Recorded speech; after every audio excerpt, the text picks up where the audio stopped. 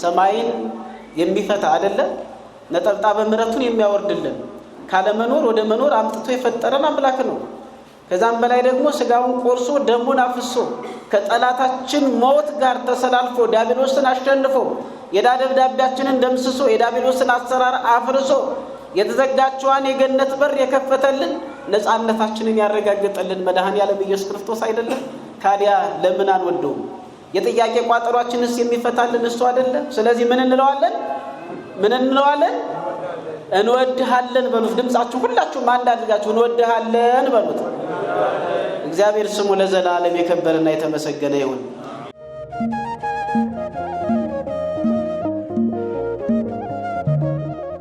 እንስሳት ምን ጊዜም እንስሳት ናቸው፣ እያስቸገሩ አይደለም። እያስቸገረ ያለው እየጠፋ ያለው እየተነጠቀ ያለው ተኩላው የሚነጥቀው አንበሳው የሚሰብረው ቀበሮ የሚበላው የሰው ልጅ ነው። ተመልከቱ። መቼም ተኩላ ሲባል ማን እንደሆነ ታውቃላችሁ። ተኩላው እየነጠቀው ነው፣ ቀበሮ እየበላው ነው፣ አንበሳው እየሰበረው ነው።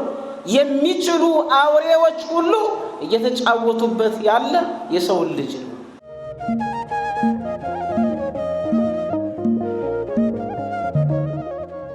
ከእናንተ የሚጠበቃለ በእረኞች ብቻ መፍረድ አይደለም።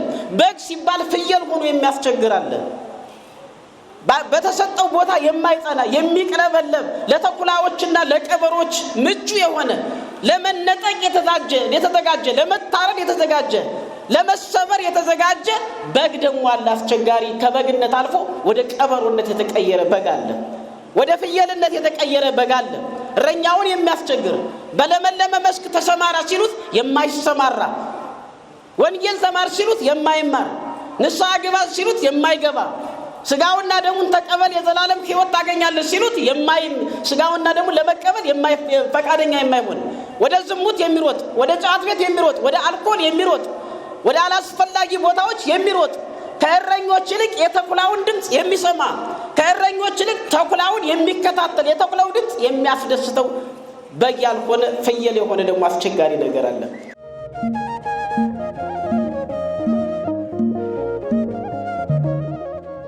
ተኩላው እኮ ነው ታቦት አያስፈልግም የሚል፣ ተኩላው እኮ ነው ቤተክርስቲያን አታስፈልግም የሚል፣ ተኩላው እኮ ነው ካህን አያስፈልግም የሚል፣ ተኩላው እኮ ነው ቅዳሴ ጸበል አያስፈልግም እያለ ሃይላንድ የሚሸጥልህ፣ ተኩላው እኮ ነው መስቀሉ አያስፈልግም እያለ የኔን ጃኬት የኔን መሐረብ ታሽ ትፈወሳለህ እያለ የሚያጭበረብርህ። ስለዚህ ተኩላውን ድምፁን መስፋት አያስፈልግም፣ እረኞችን ማወቅ ያስፈልጋል።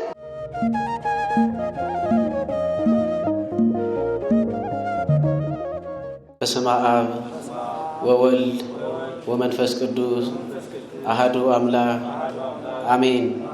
ይትባረክ እግዚአብሔር አምላከ አበዊነ ዘአብጽሐነ እስከ ዛቲ ሰዓት ዘይገለብዎ ለሰማይ በደመና ወያስተዴሉ ክረምተ ለምድር ዘያበቁል ሳይር ውስተ አድባር።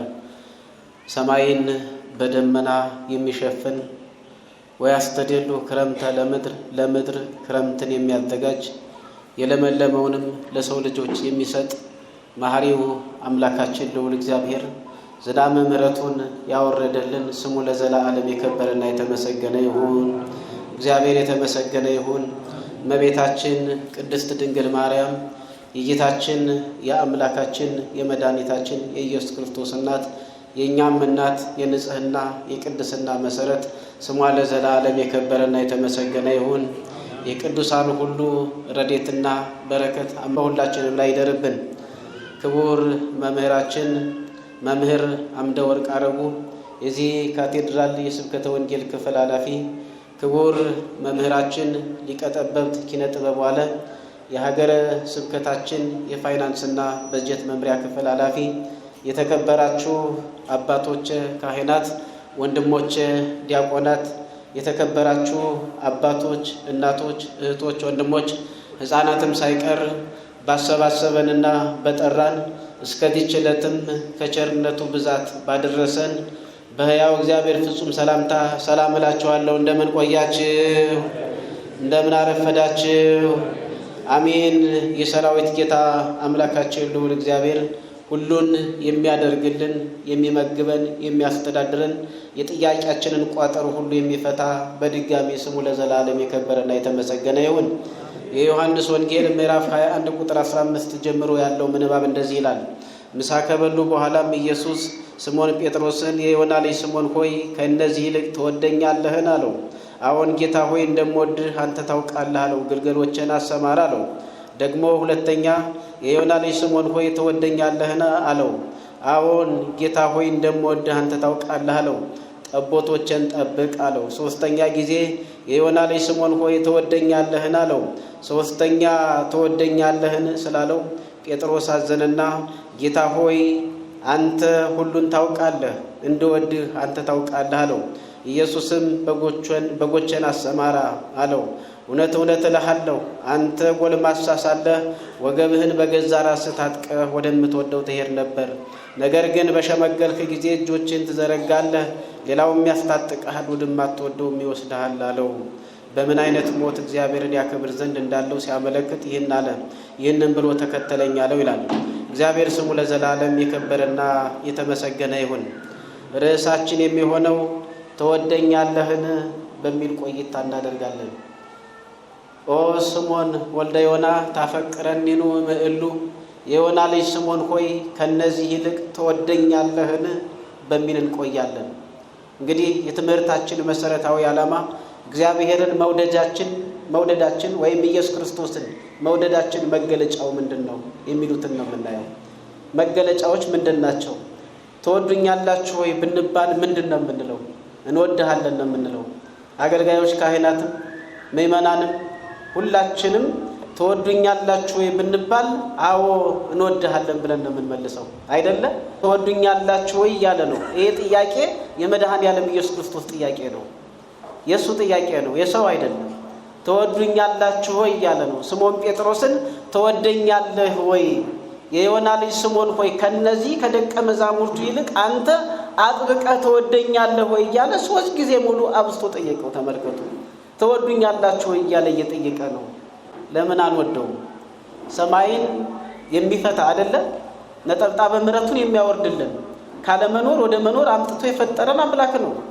ከዛም በላይ ደግሞ ስጋውን ቆርሶ ደሙን አፍሶ ከጠላታችን ሞት ጋር ተሰላልፎ ዲያብሎስን አሸንፎ የዕዳ ደብዳቤያችንን ደምስሶ የዲያብሎስን አሰራር አፍርሶ የተዘጋችዋን የገነት በር የከፈተልን ነፃነታችንን ያረጋገጠልን መድኃኔዓለም ኢየሱስ ክርስቶስ አይደለም? ካዲያ ለምን አንወደውም? የጥያቄ ቋጠሯችንስ የሚፈታልን እሱ አይደለም? ስለዚህ ምን እንለዋለን? እንወድሃለን በሉት። ድምጻችሁ ሁላችሁም አንድ አድርጋችሁ እንወድሃለን በሉት። እግዚአብሔር ስሙ ለዘላለም የከበረና የተመሰገነ ይሁን። ትወደኛለህ ሆይ ብሎ ጥያቄውን ያቀረበው መድኃኔዓለም ኢየሱስ ክርስቶስ ነው። ጥያቄው የቀረበለት ደግሞ ለስምዖን ጴጥሮስ ነው። ስለዚህ ትወደኛለህ ሆይ እያለ 3 ጊዜ ተናገረና 3 ጊዜ ሙሉ አደራ ሰጠው። የዮና ልጅ ስምዖን ሆይ ከነዚህ ይልቅ ትወደኛለህን? አዎ ጌታ ሆይ እወድሃለሁ አለ። በጎቼን ጠብቅ አንድ በሉ። ሁለተኛ ጊዜ የዮና ልጅ ስምዖን ሆይ ትወደኛለህን? አዎ እወድሃለሁ፣ ግልገሎቼን ጠብቅ። ተመልከቱ፣ በተለይም እረኞች ልታስተውሉ የሚገባ ነው ይሄ።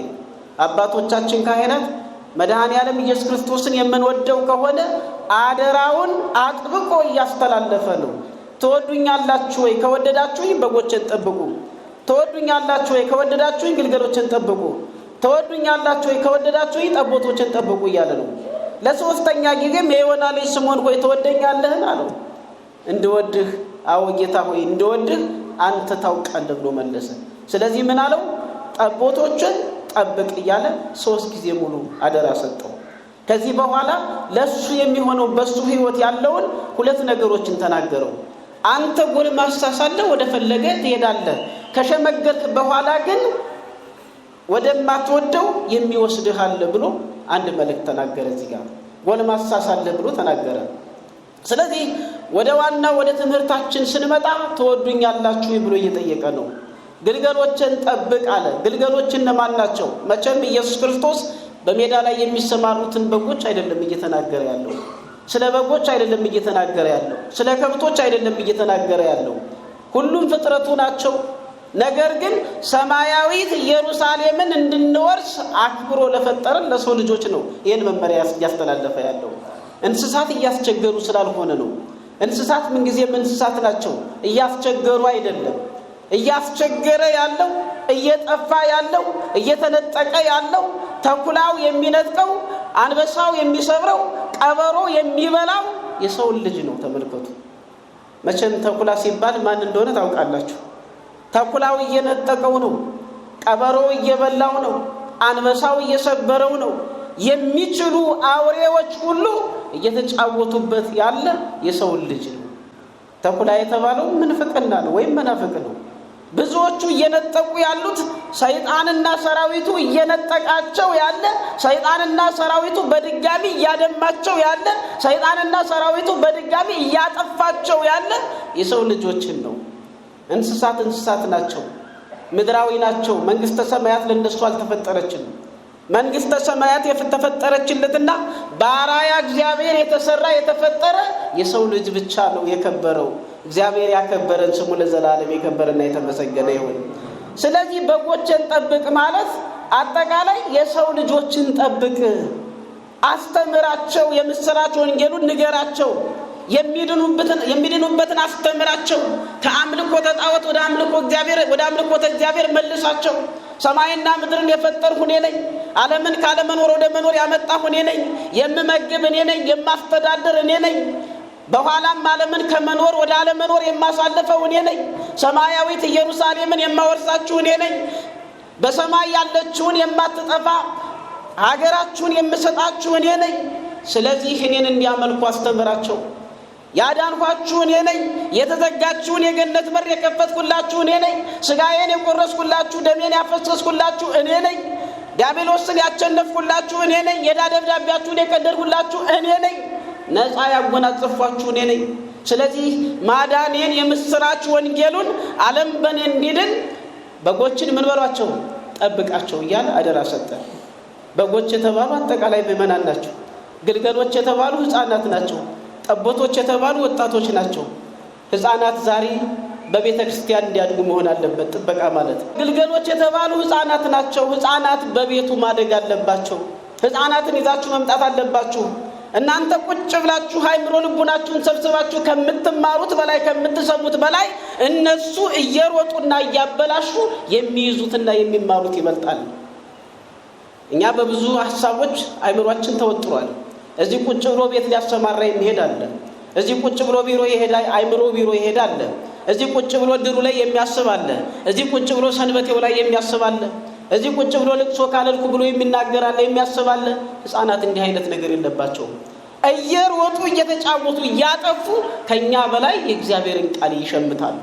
ከኛ በላይ የእግዚአብሔርን ቃል ይይዛሉ። እንዲሁም ድራማቲክ በሆነ መልኩ ካህኑ ሲቀድስ ምን እንደሚል ሲናገር ምን እንደሚል ካካሄዳችን ሳይቀር አነጋገራችን ሳይቀር እንዳለ ሁለመናችንን የሚኮርጁንና የሚቀዱን ሕፃናት ናቸው። ስለዚህ ሕፃናት ያልተጻፈበት አእምሮ ስላላቸው ሕፃናትን ወደ ቤተ ክርስቲያን ይዛችኋቸው ልትመጡ ይገባል። እናቶችን እያያችሁ ነው አይደል? እግዚአብሔር ስሙ ለዘላለም የተመሰገነ ይሁን። በጀርባቸው ይዘዋል፣ በእቅፋቸው ሕፃናትን ይዘው ይመጣሉ። ምንም እንኳን ባያስቀድሱ እንዲሁ ያለ ማስቀደስ ጠባይ ቢኖርም እንድትታረም ቢሆንም ሰው ሳያስቀድስ ስጋውና ደሙን መቀበል ወይም ማቀበል የለበትም። ልክ ክትባት አይደለም ይሄ አይደለም። በደንብ አስቀድሶ ተንሥኡ ለጸሎት ሲባል ሰላም ለኩልክሙ ሲባል ምስለ መንፈስከ ብሎ ሁሉን ነገር አድርጎ ማይጠንቱን ታጥኖ ቃል እግዚአብሔሩን ሰምቶ ነው ማቅረብ የሚቻለው። እንደው ግን ያችን ብትሆን ያ ባይሟላም ደስ ይላሉ ልጆቻቸውን ይዘው ወደ ቤተ ክርስቲያን ሲመጡ ስላመኑ ነው። በዚህ ብርድ እግዚአብሔር ይፈውሳቸዋል። ልጄን በአእምሮ በጠጋ በሞገስ ያሳድግልኛል፣ ስጋውና ደሙን ልጆቼ ቢወስዱ እንደዚህ አይነቱን ጥበብ እግዚአብሔር ይሰጥልኛል በሚል ታላቅ እምነት ነው ዝናብ እየመታቸው ልጆቻቸውን ከሞቀ ቤታቸው ይዘው የሚመጡ ተቃቅፈው የሚመጡት ማለት ነው። ደስ ይላል። ስለዚህ እንደዚህ ሕፃናትን ይዞ መምጣት ያስፈልጋል። እያጠፋን ያለን እኛ ነን እንጂ ሕፃናት አይደሉም። ሳያስቀድሱ ቢቆርቡ እያጠፋ ያለ ወላጅ እንጂ እነሱ አይደሉም። እነሱ ኢኖሰንት ናቸው፣ ምንም የለባቸውም። ስለዚህ በዚህ በቤተ ክርስቲያን ውስጥ አምጥቶ ማሳደግ ያስፈልጋል። ቃል እግዚአብሔርን እየሰሙ መዝሙሩን እየሰሙ ቅዳሴውን እየሰሙ ማይጠንቱን እየታጠኑ በመስቀል እየታሹ ስጋውና ደሙን እየበሉ እየጠጡ በቤቱ ማደግ አለባቸው። በዚህ በቤት ካደጉ ማንም ሊነቃነቃቸው የማይችሉ ጽኑዓን አለቶች ነው የሚሆኑት። በቤተ ክርስቲያን ያደገን ሰው ይነጥቀዋል? ተኩላ ሊነጥቀው ይችላል? አይችልም። ሌላስ ቀበሮ ሊበላው ይችላል? አይችልም። ከቤተ ክርስቲያን አይወጣማ። የእረኛውን ድምጽ እየሰማ ነው የሚያድገው። ተኩላውን ይለያል፣ የትኛው ተኩላ እንደሆነ የትኛው ደግሞ ትክክለኛ ቃል እንዳለው እረኛውንና ተኩላውን ቀበሮውንና ትክክለኛውን አገልጋይ በደንብ አድርጎ ይለያል። ይሄን አድርጎ ከለየ ስርዓቱ ከገባው ዶግማው ከገባው ቀኖናው ከገባው እንዴት አድርጎ ነው ሊነጠቅ የሚችለው? አይነጠቅም። ስለዚህ ለዚህ ነው ግልገሎችን ጠብቅ፣ የምትወደኝ ከሆነ ግልገሎችን ጠብቅ ያለው። አያችሁ መድኃኔዓለም ኢየሱስ ክርስቶስ ታላቅ ዋጋ ከፍሎልን ለእረኞች ደግሞ በአግባቡ በቃል ኪዳን አስረክቦን ሄደ። በአግባቡ ጠብቅ፣ ግልገሎችን ጠብቅ፣ ጠቦቶችን ጠብቅ አለ። ወጣቶች ጠቦት የተባሉ ወጣቶች ናቸው። ወጣቶች በቤተ ክርስቲያን ውስጥ መኖር አለባችሁ። ወጣቶች ከሽሻው ቤት ከማጨሱ ከሁሉም ነገር መውጣትና ወደ እግዚአብሔር መምጣት አለባችሁ። እረፍቱ የምታገኙት እውነተኛውን እረፍት የምታገኙት በእግዚአብሔር ቤት ነው። እውነተኛውን ሰላም የምታገኙት በእግዚአብሔር ቤት ነው። እውነተኛውን እድገት እውነተኛውን ልህቀት የምታገኙት በእግዚአብሔር ቤት ነው። ከእግዚአብሔር ቤት የወጣ ወጣት አይጠቅምም። ታዩዋቸዋላችሁ በሚያሳዝን ሁኔታ ተጎሳቁለው በሚያሳዝን ሁኔታ ሁነው ሲንቀሳቀሱ የምናያቸው ብዙ ወጣቶች አሉ። ስለዚህ ልንታደጋቸው ያስፈልጋል። ያለ ወጣት የሌላት ሀገር ወይም ወጣት የሌላት ቤተክርስቲያን ህልውናዋ አይቀጥልም ያሉ ብፁዕ አቡነ ሽኖዳ በረከታቸው ይደርብንና፣ ስለዚህ ወጣት የሌላት ቤተክርስቲያን ለማንም አትሆንም። ወጣት የሌላት ሀገር ምንም ልታደርግ አትችልም። ወጣት እኮ ነው ከጠላት ሊታደጋት የሚችለው አይደል? ክንዱን አስተባብሮ ሊታደጋት የሚችል ወጣት ነው። ቤተክርስቲያንን ሊታደጋት ሊያኖራት የሚችል ወጣት ነው። አይተናል በብዙ ሁኔታ ላይ ህይወቱን እየሰጠ አካሉን እያጎደለ ሲታደጋት በብዙ ሁኔታ በደረስንበት ዘመን እንኳን ተመልክተናል። ዋጋ ሲቀበልላት አይተናል። ስለዚህ ወጣቶችን በአግባቡ መጠበቅ ያስፈልጋል። በሚፈልጉት አካሄድ ማስተማር ያስፈልጋል። የምትፈልጉትን አካሄድ ንገሩን፣ እንዴት እናስተምር፣ አጥፍተን ከሆነ አስተካክሉን። ያለ እናንተ መኖር ስለማንችል ማለት ነው። ቤተክርስቲያንም ሀገርም ያለ ወጣት ልትኖር አትችልም። መኖር የምትችለው ወጣት ሲኖር ነው። መቀጠል የምትችለው ወጣት ሲኖር ነው። ስለዚህ ወጣቶችን ጠቦቶችን ምን በላለው? የምትወደኝ ከሆነ ትወደኛለህን? አዎ እወድሃለሁ ሲለው ጠቦቶችን ጠብቃቸው እንዳይነጠቁ። ጠቦቶች ፈጣን ናቸው። በማያስፈልግ አካሄድ ወደማይፈልግ መንገድ እንዳይሄዱ እንዳይጠፉብኝ ደሜን አፍስሼ ስጋዬን ቆርሼ ዋጋ የከፈልኩላቸው ልጆቼ ናቸው፣ ወጣቶች ናቸው። ወጣቶች እንዳይጠፉ አደራ የምትወደኝ ከሆነ እነሱን ጠብቅ አለ። ምን ያህል ፍቅር ነው! ደምን ከማፍሰስ ስጋን ከመቁረስ በላይ ሞቶ ህይወትን ከመስጠት በላይ እንዲህ አይነት አደራ መስጠት፣ እንዲህ አይነት ጠባቂዎችን ማዘጋጀት፣ እንዲህ አይነት ለሰው ልጆች መጨነቅ ምን አይነት ፍቅር ነው! ምን አይነት ቸርነት ነው! ምን ያህልስ የሰው ልጅ ቢወደው ነው! ምን ያህልስ የሰው ልጅ ቢያከብረው ነው! የወደደን ያከበረን ስሙ ለዘላለም የከበረና የተመሰገነ ይሁን። ስለዚህ እረኞች በተለይ አባቶቻችን ካህናት ልጆቻችሁን ጠብቋቸው። ንስሐ ልጆቻችሁን ልትጠብቁ ያስፈልጋል። የማትጠብቋቸው ከሆነ ንስሐ አባት አትሆኗቸው። ወይ በደንብ ጠብቋቸው፣ በደንብ አስተምሯቸው፣ የሚገባውን ነገር አድርጉላቸው፣ ምስጢራተ ቤተክርስቲያን አስተምሯቸው፣ ንስሐ እንዲገቡ አድርጓቸው፣ ስጋውና ደሙን እንዲቀበሉ አብቋቸው። ያማይሆን ከሆነ በከንቱ ነው። የሚጠፉ ከሆነ በልጅነት በአባትነት ተሰይማችሁ የሚጠፉባችሁ ከሆነ ደሙን ከእጅህ እፈልጋለሁ ነው የሚል መድኃኔዓለም። ደሙን ከእጅህ እፈልጋለሁ፣ ደም አለ ማለት ነው። ከምእመናን መካከል ከልጆቻችሁ መካከል ተኩላ ቢነጥቀው ቀበሮ ቢበላው በየትም ቦታ ቢባዝንና ቢጠፋ ደሙ በእጃችሁ ላይ ደም አለ ማለት ነው። እናንተንም ከዚህ ሰውራችሁ ያትጋችሁ መትጋት ያስፈልጋል። እረኛ ከሆኑ በአግባቡ እረኛ መሆን ነው። እረኛ ካልሆኑ ደግሞ ወይ መተው ነው። ስለዚህ እረኝነቱ ሊጠብቅ ያስፈልጋል። ጠቦቶችን መጠበቅ ያስፈልጋል። ግልገሎችን መጠበቅ ያስፈልጋል። በጥቅሉ በጎችን በሙሉ በአግባቡ መንከባከብ ያስፈልጋል። የአባቶቻችን አደራ ከሆነ በጎቹ ደግሞ ተወዱኛላችሁ ሲባሉ እንወድሃለን ብለዋል። ከቃሉ ጋር ናችሁ አይደለ? እየሰማችሁ በጎቹ ደግሞ እንወድሃለን ብለናል። ቀደም ብላችኋል አይደለ? ተወዱታላችሁ። አሁንም በድጋሚ በጎች ተወዱታላችሁ፣ እንወደዋለን። በጎች የምትወዱት ከሆነ ደግሞ ከናንተም የሚጠበቅ መስፈርት አለ። ከናንተ የሚጠበቅ አለ። በእረኞች ብቻ መፍረድ አይደለም። በግ ሲባል ፍየል ሆኖ የሚያስቸግራል። በተሰጠው ቦታ የማይጸና የሚቅለበለብ ለተኩላዎችና ለቀበሮች ምቹ የሆነ ለመነጠቅ የተዘጋጀ ለመታረድ የተዘጋጀ ለመሰበር የተዘጋጀ በግ ደግሞ አለ። አስቸጋሪ ከበግነት አልፎ ወደ ቀበሮነት የተቀየረ በግ አለ። ወደ ፍየልነት የተቀየረ በግ አለ። እረኛውን የሚያስቸግር በለመለመ መስክ ተሰማራ ሲሉት የማይሰማራ፣ ወንጌል ተማር ሲሉት የማይማር፣ ንስሐ ግባ ሲሉት የማይገባ፣ ስጋውና ደሙን ተቀበል የዘላለም ሕይወት ታገኛለህ ሲሉት ስጋውና ደሙን ለመቀበል ፈቃደኛ የማይሆን፣ ወደ ዝሙት የሚሮጥ፣ ወደ ጫት ቤት የሚሮጥ፣ ወደ አልኮል የሚሮጥ፣ ወደ አላስፈላጊ ቦታዎች የሚሮጥ፣ ከእረኞች ይልቅ የተኩላውን ድምጽ የሚሰማ፣ ከእረኞች ይልቅ ተኩላውን የሚከታተል፣ የተኩላው ድምጽ የሚያስደስተው በግ ያልሆነ ፍየል የሆነ ደግሞ አስቸጋሪ ነገር አለ። ስለዚህ በጎች እንደ በግ መሆን አለብን። በግ የተባለ ምእመናን ናቸው። በጎች እንደምን መሆን አለባቸው? እንደ ፍየል እንደ በጎች መሆን አለባቸው። በጎች ምን ያደርጋሉ ሲባል በጎች እረኛቸውን አንደኛ እረኛቸውን ያውቃሉ ይላል። እስኪ ያያዛችሁ ምን ያደርጋሉ? አንደኛ ምን ያደርጋሉ? እረኛቸውን ወይም እረኞቻቸውን ያውቃሉ። የበጎች ጠባይ ይሄ ነው። አንደኛ ምን ያደርጋሉ? እረኞቻቸውን ያውቃሉ። ሁለተኛ ድምጻቸውን ይለያሉ። ሶስተኛ ድምጻ ቃላቸውን ይሰማሉ። እነዚህ ነገሮች አሉ። ዛሬ ግን እዚህ ከሚለፉት እዚህ ከሚደክሙት በማይጠንቱም በቅዳሴውም በሰዓታቱም በፍታቱም ከሚደክሙት ይልቅ አንድ አጥማቂ መጣ ከተባለ ግር ብሎ ወደ ተኩላው ለመነጠቅ አመቺ ይሆናል። ተመልከቱ፣ እየታዘብን እኮ ነው። የሆነ አጥማቂ መጣ የሆነ ነገር መጣ ከተባለ እዚህ የሚያውቃቸውን የሚለፉለትን በቅዳሴውም በኪዳኑም በሰዓታቱም በየትኛውም እየደከሙ እየተንከባከቡት ያሉት ትክክለኛ እረኞችን ይተውና ግር ብሎ ወደ ተኩላው ላጥ ይላል። ተመልከቱ። ታዲያ ለመነጠቅ አመቺ ይሆናል?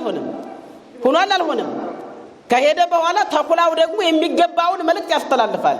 ዳግም ወደ ቤተክርስቲያን እንዳይመጣ አድርጎ፣ ዳግም ንስሐ እንዳይገባ አድርጎ፣ ዳግም ስጋውና ደሙ እንዳይቀበል አድርጎ፣ ዳግም ካህን የሚባል ምንድነው የሚለውን አሰርዞ ባዶ ያደርገውና መጫወቻ ያደርገዋል። ተመልከቱ። የተኩላው ስራ፣ የቀበሮ ስራ፣ የጅብ ስራ ይሄ ነው ስራቸው ማለት ነው። ስለዚህ ከእረኞቹ ጥበቃ እንደሚያስፈልግ ሁሉ ከበጎቹ ደግሞ ምን ያስፈልጋል? አንደኛ እረኛቸውን ምን ማወቅ አለባቸው። እረኛቸውን ማወቅ አለባቸው። ድምጹን መለየት አለባቸው። ድምጻቸውን ደግሞ መስማት አለባቸው። ለተኩላ ጆሮ የምንሰጥ ከሆነ ተኩላው ይነጥቀናል፣ ተኩላው ያወጣናል። ተኩላው እኮ ነው ታቦት አያስፈልግም የሚል፣ ተኩላው እኮ ነው ቤተክርስቲያን አታስፈልግም የሚል፣ ተኩላው እኮ ነው ካህን አያስፈልግም የሚል፣ ተኩላው እኮ ነው ቅዳሴ ጸበል አያስፈልግም እያለ ሃይላንድ የሚሸጥልህ፣ ተኩላው እኮ ነው መስቀሉ አያስፈልግም እያለ የኔን ጃኬት የኔን መሐረብ ታሽ ትፈወሳለህ እያለ የሚያጭበረብርህ። ስለዚህ ተኩላውን ድምጹን መስፋት አያስፈልግም። እረኞችን ማወቅ ያስፈልጋል። እረኞችን ማወቅ ያስፈልጋል። ከዚህ በኋላ ደግሞ የእረኞችን ድምጽ መለየት ያስፈልጋል። ሶስተኛ ደግሞ የእረኞችን ድምጽ መስማት ያስፈልጋል። ከበጎች የሚጠበቅ ይሄ ነው። ወጣት ሳለህ ወደ ፈለገ ትሄዳለህ በስሜት ታለው። ከሸመገልክ በኋላ ግን ወደማትፈልገው ይወስድሃል። መሸምገል ምንድነው? መሸምገል በመንፈስ ቅዱስ መታደስ ነው። መሸምገል በመንፈስ ቅዱስ መሞላት ነው። ከሸመገልክ በኋላ መንፈስ ቅዱስ በአንተ ላይ ካደረ በኋላ ወጣት ሳለ ስትፈራ የነበረው፣ ወጣት ሳለ ስትክደኝ የነበረው፣ አላውቅም ስትለኝ የነበረው ከሸመገልክ በኋላ ግን ወደማትፈልገው ይወስዳል። ከሸመገልክ በኋላ መንፈስ ቅዱስ በአንተ ላይ ካደረ በኋላ መንፈስ ቅዱስን ገንዘብ ካደረክ በኋላ በዚያን ጊዜ በእውቀት በአይምሮ በጥበብ ትሞላለህ። ሰይፍ ቢመጣ አንገትን ለሰይፍ ትሰጣለህ። መጋዝ ቢመጣ ትሰነጠቃለህ። በእሳት ውስጥ መቃጠል ቢመጣ ትቃጠላለህ። በዚህ አይነት ህይወት ትከተለኛለህ ብሎ ስለ ቅዱስ ጴጥሮስ ነግሮታል። እኛም ዛሬ ክርስትና ማለት ጌጥ ማለት አይደለም። ክርስትና ማለት አዲስ በአዲስ እየለበሱ የባህል መገኘት ብቻ አይደለም። ፈተናም አለበት። መወገር አለ፣ መጠላት አለ፣ ሞት አለ፣ መገረፍ አለ፣ መሰቀል አለ፣ በሰይፍ መቆረጥ፣ አንገት መቀደድ አለ። እነዚህን ፈተናዎች ሁሉ ተቋቁመን የዘላለም ሕይወት እንድንወርስ አምላካችን እግዚአብሔር ይርዳን። ከወደድነው ንስሐ እንግባ፣ ከወደድነው እርስ በርሳችን እንዋደድ። እግዚአብሔር ፍቅር ነው ይላል።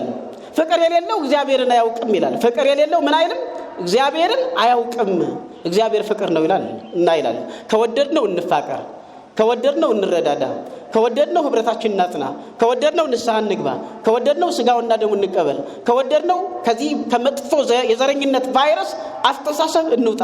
ሁላችንም በክርስቶስ ክርስቲያኖች ነን። ሁላችንንም አንድ ያደረገን ተለያይተን የነበርነውን በደሙ መፍሰስ በስጋው መቆረስ አንድ አድርጎናል። ተጠላልተን የነበርነውን የፍቅርን ሐውልት መስርቶልናል። ንስሐ እንግባ፣ ስጋውን ደሙ እንቀበል፣ እርስ በርሳችን እንዋደድ። ተወደኛለህ ሆይ?